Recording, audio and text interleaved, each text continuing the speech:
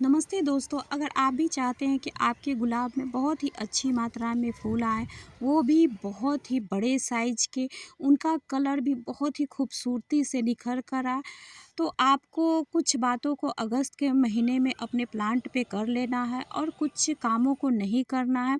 इस बात का ज़रूर ध्यान रखें। तो सबसे पहले तो मैं दिखा देती हूँ कि बहुत सारे ऐसे गुलाब के पौधे हैं मेरे टेरेस में, सभी में बहुत ही अच्छी फ्लावरिंग हो रखी है। अगस्त के महीने में इस तरीके से सारे ही प्लांट में फ्लावर खिले हुए हैं, और आप भी जब इस तरीके से देखभाल करेंगे और कुछ खादों को अपने पौधे में डाल देंगे तो बहुत ही अच्छी मात्रा में फ्लावर भी आएंगे और बहुत ही ज़्यादा मात्रा में आएंगे।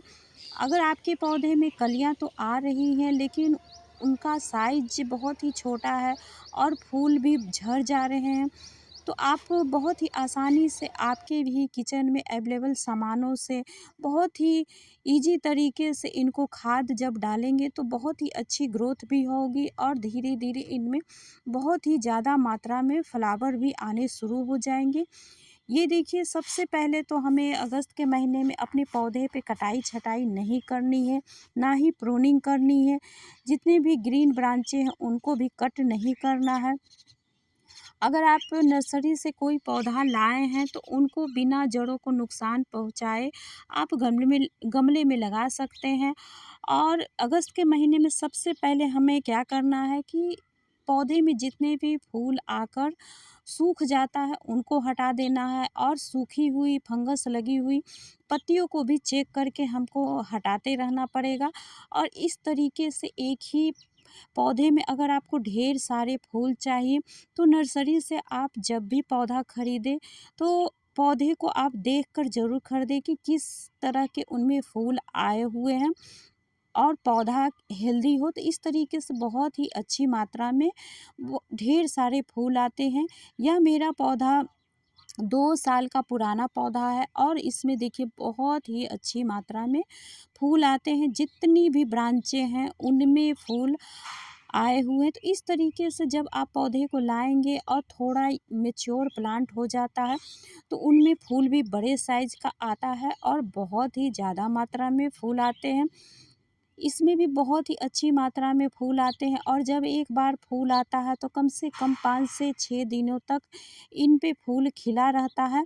धीरे धीरे फूलों का कलर हल्का होता चला जाता है, तब जाकर फूल कट कर देती हूँ। तो इस तरीके से आप नर्सरी से आप पौधा देखकर ज़रूर लाएँ, तो आपको बहुत ही अच्छी मात्रा में अपने पौधे से फूल मिलेंगे। और आपको महंगी खाद अपने पौधे को देने की ज़रूरत नहीं है। हम ऐसा खाद अपने पौधे को देंगे कि पौधा भी हेल्दी रहेगा और पौधे की जितनी भी मिट्टी है वो हेल्दी रहेगा, तो पौधे की भी ग्रोथ बहुत ही अच्छी होती है। ये देखिए पौधे पे कितनी अच्छी मात्रा में फूल खिले हुआ है, और यह एक ही पौधा है। ऐसा नहीं है कि इसमें 2 से 3 पौधे लगे हुए हैं तब इसमें इतनी अच्छी मात्रा में फूल आए हुए। इस तरीके से देखिए मैच्योर हो चुका है यह प्लांट और बहुत ही अच्छी मात्रा में फ्लावर आते हैं। तो चलिए, सबसे पहले तो इनको कौन सा खाद डालना है वो डाल लेते हैं। तो आप पूरा वीडियो ज़रूर देखिएगा।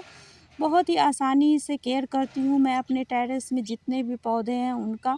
ये देखिए इस तरीके से छोटे छोटे गमले में मैंने पौधे लगा रखे हैं और सभी में बहुत ही अच्छी मात्रा में फ्लावर आते हैं। ये देखिए, जब इस तरीके से कुछ पत्तियां खराब हो जाती हैं, फंगस लग जाती है, तो उनको हमें हटा देना है। और आपको अगर इस तरीके से गुलाब में कोई फंगस लगे तो पानी में आप कपूर थोड़ा सा मिलाकर स्प्रे कर देंगे तो पौधे की पत्तियां भी अच्छी रहेगी और पौधे में कोई फंगस नहीं लगेगा।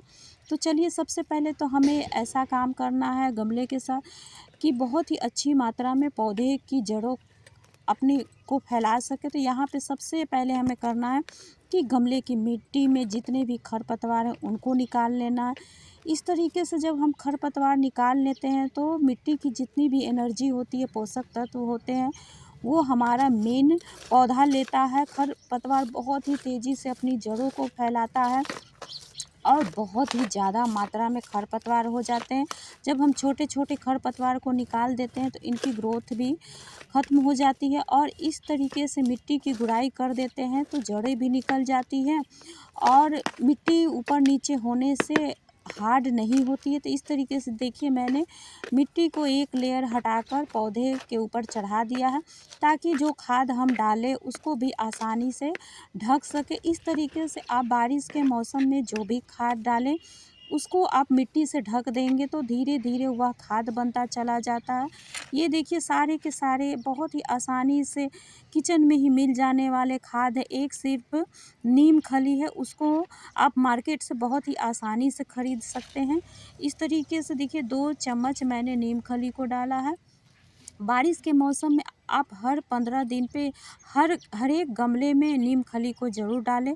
इससे आपका पौधा हेल्दी रहेगा और मिट्टी बनाते समय भी ज़रूर डालें। तो दूसरा मैंने यहाँ पे केले के छिलके को लिया है, तो बारिश के मौसम में ताज़ा केले के छिलके को मैं नहीं डाल रही हूँ। इस तरीके से सुखाकर छोटे-छोटे टुकड़े कर कर मैं यहाँ पे डाल दे रही हूँ। इस तरीके से जब आप डालेंगे तो पौधे की भी ग्रोथ अच्छी होगी और पौधे में कोई फंगस नहीं लगेगा।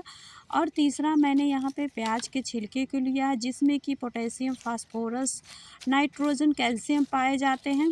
फास्फोरस से पौधे की जड़ों का विकास होता है और नाइट्रोजन से पत्तियों और तनों का विकास होता है।